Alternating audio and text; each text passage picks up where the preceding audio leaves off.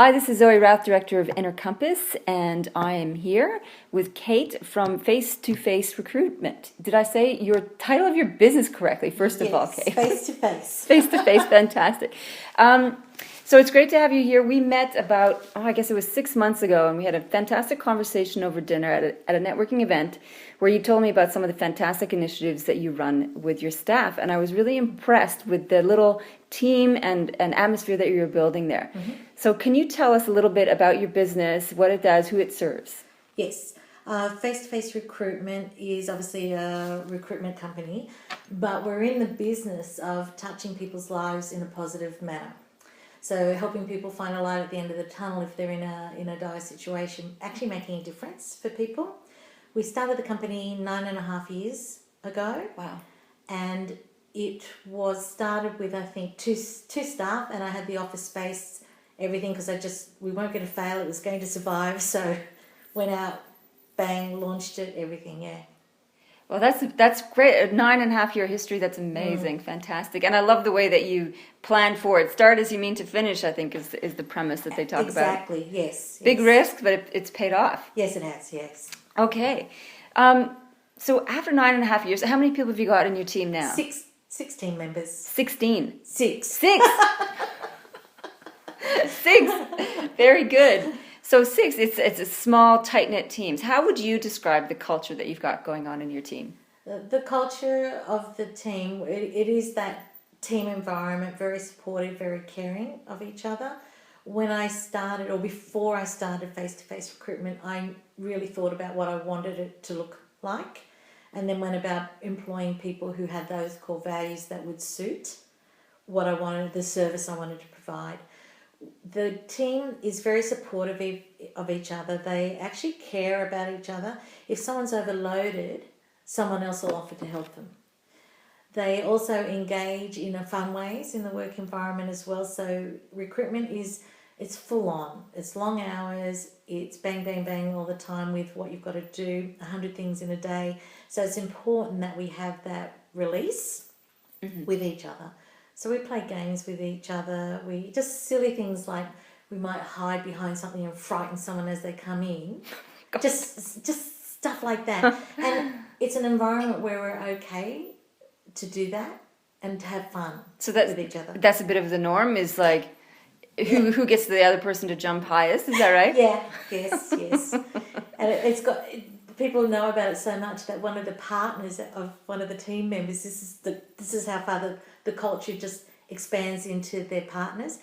He came into the office, saw that I was going home, and went, "Oh, I can get Kate," and he did, and he scared me. And to date, that's the biggest scare ranking from one of the husbands, not actually one of the team. He topped off the team. That's fantastic. Yes. Oh, good on you. So it's become like a little bit of an internal challenge now. It is. Okay. We have other things as well where we have what we call pig awards. The reason they're called pig awards, we just happen to have a little pig, which is what we launched the company with. And it's when somebody does something amazingly silly and we sort of go, "You just did that warrants a pig award," and we keep them all, and then at the end of the year, whoever got the most pig awards actually gets an award. Biggest pig award of the year. Yeah. So do you keep a record of all the crazy, silly things? So not just who got the award, but what they actually did as well? What they actually did, absolutely. Oh, fantastic. So it goes from desk to desk to desk. And how long do you get to keep the pig? It's until somebody else gets it? Until somebody else so gets it. So you could be stuck with the pig for a while. You could be, but it doesn't happen. Is it a coveted thing, or is it kind of just like this irritation thing? Oh no, I've got the pig. No, it's more, oh no, I've got the pig. Who can I give it to in the house soon? Yeah. Right, so you start eyeballing each other for silly moves. Yeah. Question I had about recruiting for your own company, and you talked about you had in mind the particular values you wanted to recruit to. How do you actually recruit against values? Because you're probably one of the first people I've ever met who has deliberately talked about their values and articulated that into their recruitment process, which I highly advocate for. Tell me how you do that. How do you interview and test for that? It's not an easy thing to test for, because when people come to you, they've got a facade on. Yeah. until you can break down the facade, until you get to know who the person is, until they start to relax, and then until you get their story. It's about getting their story. Within their story, as they start to tell you things not about work related, but things around their social life or what sports they enjoy, or times where you felt most valued, times where you felt devalued, whatever you're questioning in them, within that, they will then talk about their values start to come out. But it's a long process. You can't do it in half an hour. Yeah, With right. stuff, you've got to build that rapport with them so that they trust you. Within that environment, when you're doing that sort of interview, you also have to give a bit of yourself, so that gets the trust. And then on top of things, which it's still about having a connection with that person. So like people normally attract like people. So within that you see that, but there's questions you can do, behavioural questions, things like that you can do around that. But for me, it's really about hearing their story and where they've come from and how they've achieved it. So what obstacles they've overcome, how they've done that. Now, at the time, they're not really aware of what you're actually asking them, and by now they're relaxed, so they're more open and honest. So how long do your interviews take? Do they take a while? Yes, they can take a while, and sometimes I might do 2 interviews. So for my personal staff, I might do 2 interviews, and sometimes they can be an hour and a half long. Right. If I'm really serious about that person. And within that, the second interview or the last part of it is I probably have already decided that they're the right person. Now the second part of the interview is me making sure they come to my company. Yeah. So first part of the interview is finding out about who they are. If I go, wow, this person's right for my organisation, I don't want to lose them, then the second part of that interview is about me attracting them to our business. Why they should be with us rather than somebody else. Oh, so definitely mutual selection. Absolutely. Yeah, right. So once, curious now, just specifically on which specific values have you identified as the ones you want to recruit to? I want to recruit with that, I guess, for us, our core values are around honesty, transparency, change, being adaptable, having integrity, and also one of our core values listed on our website is also laughter. So they've got to be able to come in with that skill or part of them where they are relaxed, because recruitment is very tough. It's full on. People have to be resilient. You can try your hardest for some people and then they just sort of slap you in the face, but you've just got to pick yourself back up and keep going. So resilience is really important, but that honour, integrity, and people who have mutual respect being one for themselves, for the people that they're dealing with, for their team members, for any person who walks into the door of face-to-face has to be treated with respect. Absolutely, it's a fundamental principle. Do you reinforce that in other ways throughout the business? I mean, the recruitment process is one thing. How do you reinforce those values and those principles in terms of your behavior as professionals? It has to start from the top down. When you're in a small business with 6 team members, it also is up to me to lead by example, and that will filter down, of course. So I have to be very true to the things and the values that I want in the company, because people will see that and will mirror that. But then what happens, as that culture becomes stronger, it just filters through the staff and they automatically take on those core values, and then it also starts to come back up. But it's also things where we're talking about mutual respect. We have ways of dealing with each other internally, because it is and can be such a stressful position.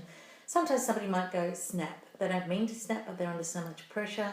So we have a thing where if something's gone on and you don't like how you've been spoken to, don't bring it to me. Work it out between yourselves. Our process is, am I being sensitive today, overly sensitive because this happened at home? Have they got a lot on their plate? Do I know that this is going on? They're under more stress. Can I drop it because of these things? You know what? No, I can't. Okay, then let's organise the coffee off-site when you organise a coffee, both parties know the process that I've thought about it, but I still need to talk about it. So you go to that and we talk about having mutual respect that somebody had to have gone down this path feels strongly enough. The other party needs to listen, and then you have a discussion around that. Sure enough, it's dissolved quickly. We don't want things building up, and it gives the staff a mechanism and everyone's on the same page. They know the process, and it's dealt with. And then they come back laughing usually. Do you teach that in your induction process? Yes. So that's one of the key things that you articulated in there. Oh, that's great. So that's how I love how your values are integrated into all your processes, from recruitment to induction to day-to-day management. That's fantastic. Yeah. And when we have the candidates coming in, our consultants, I go through. So I do the trainings myself personally because I just have so much. Even though you've got the paper in front of you that you work from, there's so many other things that are in your head that, as scenarios come up, you can actually give them that information as well.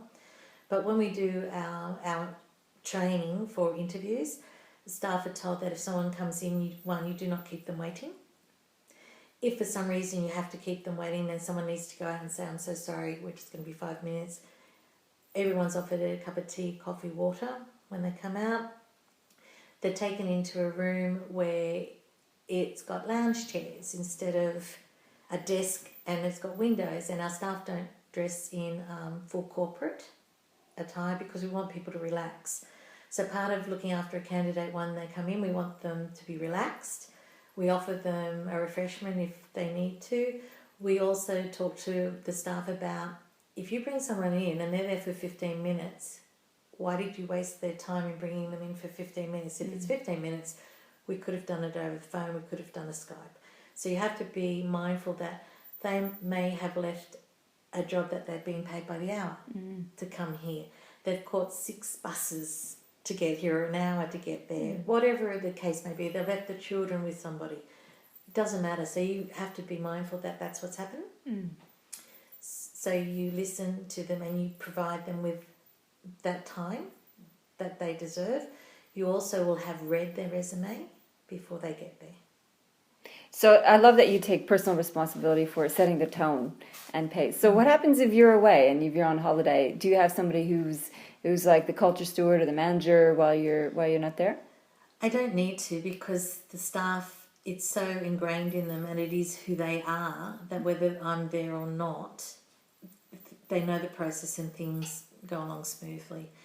If for some reason it didn't happen, then I have a more senior staff member there, say, than the others, who's not involved in the day-to-day recruitment side, and then they'd probably step in and just say something. But the guys are pretty good at sorting their own things out. And with the environment that we have, it doesn't actually happen that often. Well, that's good. Yeah. It's healthy. Yeah. So obviously you set a nice tone. How do you have incentives or rewards for your staff apart from the pig award? We have oodles of incentives and awards, and they do change depending on what's going on outside externally in the environment. How does the team feel? What's the press saying about doom and gloom or whatever it might be? Okay, if it's that, then we need to pick the vibe up in the office and change that. If it's something like we're not doing as well as we need to be, we need more interviews or we need to see more clients, then we'd have something around that. And there's incentives for getting to certain targets. But day-to-day incentives are, we have anniversaries. So one of our staff members just had their 7th year anniversary. Oh, wow. So the whole team goes out for lunch. No one stays behind.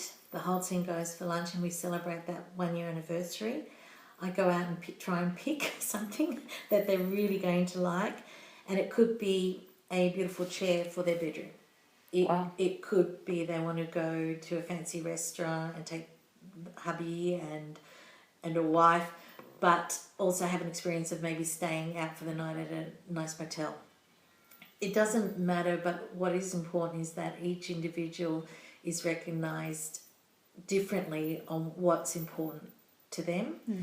We also have little environments where we might have things like in winter, for example, we had the squirrel competition where it was cold, it was winter, it is coming, we've got to get all our stocks up to survive the winter, so to survive the last 6 months that we've had.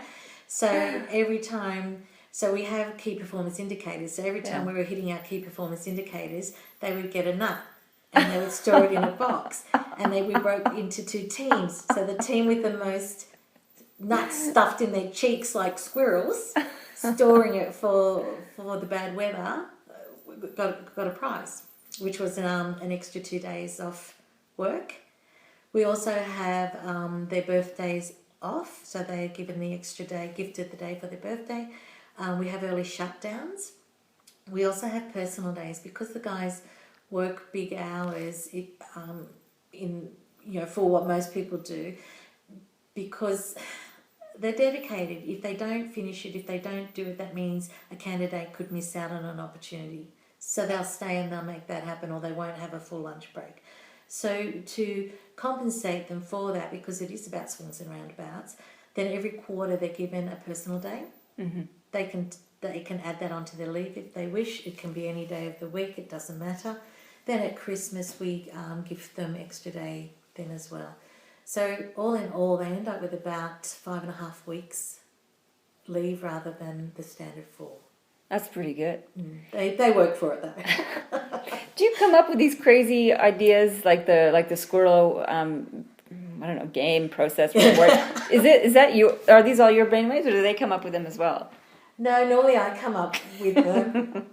And they actually enjoy them, and there's that camaraderie in there. So instead of just focusing on the numbers, if I said to them, here's a dollar value, we have to reach this dollar value by this date. Now that doesn't necessarily work for my team because we don't pay commissions. I intentionally brought on staff that were not commission focused because that takes away, in my view, of actually helping and dealing with the people. Put the people first, the business will follow. So this is another way of me reinforcing that if we're not seeing 10 candidates a week, if we're not doing 5 client visits, if we're not doing the basic KPIs, even in a tough market, as hard as it might be to get those visits, then we're not going to get to the target that we want. Yeah. But putting a financial target isn't the way my team would work. But having fun things like this, where they're competing with each other and checking and counting out how many nuts each other's got, it does the trick in a fun, simple way. It doesn't cost the company to do it when it is tight and things like that. And I do crazy things as well. Like sometimes we were having a meeting and it was a couple of years ago, and things were really tough.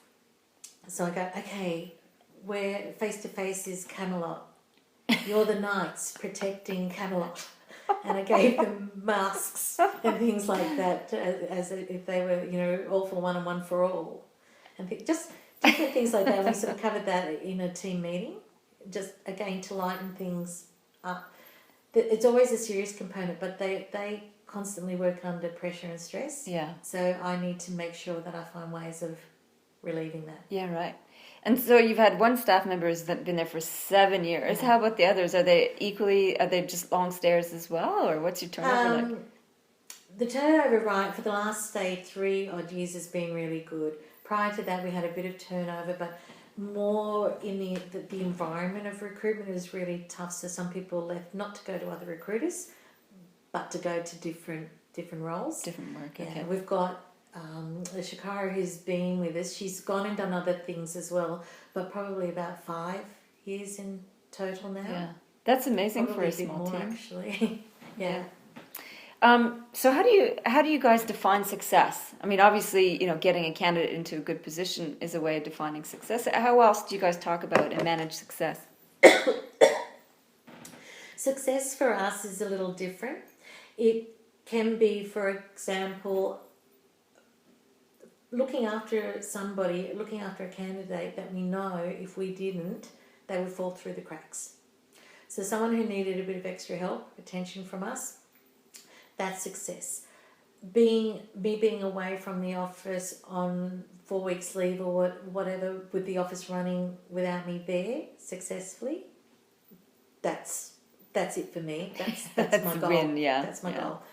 The guys looking after each other, having someone come up with a new idea when we thought all the ideas have been done, but thinking of a new idea, thinking of something out of the box that we can then implement, that's success to us. Simple thing like we've been doing this process the same way all the time, and someone goes, what if we did this, and saving time and streamlining that process, that for us is success as well.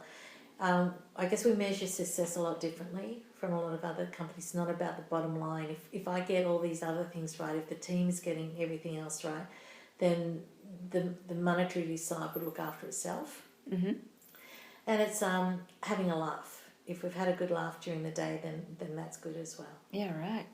So with all that in mind, what's next for the business? You've been in business 9.5 years. Where do you see it going in the future, and what are your goals there? Really excited about the future of the business.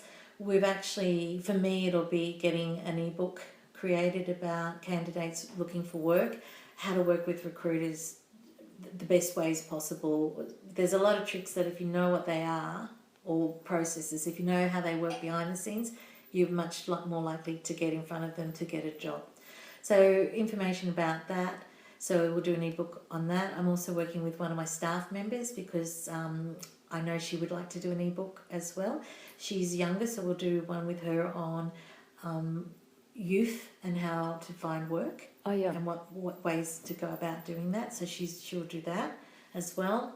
We've got a TV or YouTube video channel, which we've started, but with the way everything's been, we haven't added a lot more to it. So a lot more videoing, and we're actually going out and, like, I would love to go out to Bunnings because they're very good at employing mature age workers and talking to them about the benefits and why and things like that, and having that content on our TV web channel. About business owners, how they relieve their stress, what things they put in place, mechanisms, etc. So all of that side of things, a lot more on our webpage, where we're providing a lot of useful information for employees and employers. So what we've found is a lot of employers may not have ever been trained on how to interview. So we're going to have a lot more things there where they can click on it and see how an interview should run, what questions are there. Simple things like eye contact. Of if you've got 3 people on a panel, not all 3 people madly riding away with no one actually giving some eye contact. Yeah, that's a good tip. Yeah, simple things. And we've got things like when you bring on a new employee, performance appraisals are so important. Having a coffee with them, letting them know how things are going. Letting other staff know that they're coming before they actually arrive. Very simple things that a lot of times we take for granted, but not everybody knows about them. So a lot more around that, the education on interviewing staff, bringing on new staff, once they're there, what to do with them, how to look after them. And I think our video resumes, we want to do a lot more with that as cool. well. Yeah, we've sort of started doing that and it's going very successfully for us. But now it's a matter of finding that mechanism to really streamline that process for us. Oh, yeah, nice. So if you had one piece of advice for a business owner or a team manager about how to build and maintain a fabulous team, I know. What's your hot tip? What's your number one hot tip, do you think? Look, there is so much that goes into creating a great team corporate culture. But I'd say the one tip is, unless you're sure on what it looks like, how is anybody else going to know? That's brilliant. I wasn't expecting that. That's great. Oh, phew. Yeah, you're absolutely right. If you don't, as a leader, have clarity around how you want things to look and feel like, then it's just going to morph on its own, isn't it? Yes, absolutely. And the larger corporations, they already have something going on. But if we're talking about smaller organisations, that would be my advice. All right. Thank you so much, Kate, for coming and sharing all your gems with with us. I think that's fantastic, and a lot of businesses could learn a lot from you and your team. Thank you. You're welcome.